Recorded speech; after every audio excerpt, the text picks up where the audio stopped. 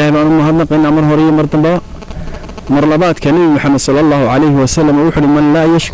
من لا يشكر الناس لا يشكر الله قفك أن تذكروا مهدنا إلهي نوم مهدنا بالنبي عليه الصلاة والسلام أنا قرنتي قد يا متبرعين تابعنا نهاي الدلك يددك ما أنت الدوني إلي وحقارسيان إيه وليبا أما ندى أدنيس وليفتان إلا ميلك ما كيني إني إدين كوكل الدون أما ندى أدنيس وقارسيسان إلا نقارسينو runtii farxad weyn bay noo tahay cid wal oo nagu soo biirisa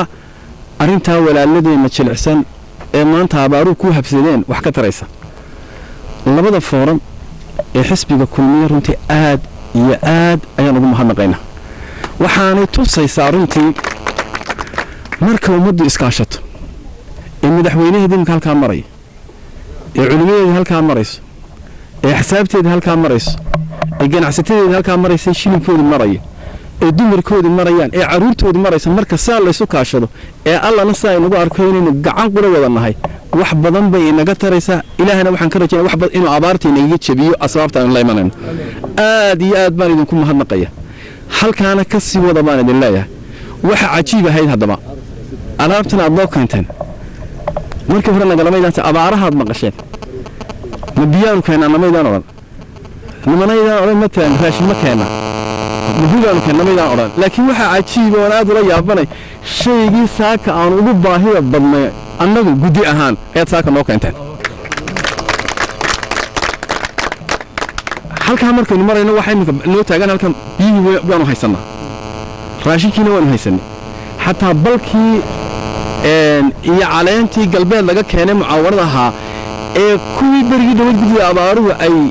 ay dhaqaalaha gelisay beerihii ay gelisay wixii ka soo go'ay oo qoladii reegabeeyay noo sheegeen ayaa maanta walaaloodii bariga markii ku habsatay maanta la siinaya saddexdaasaan wadnay maxaa naga dhinnaa waxaa naga dhinnaa hubi baa naga dhinnaa hubi baa idinkuna keentaan oo waxa lagu farxo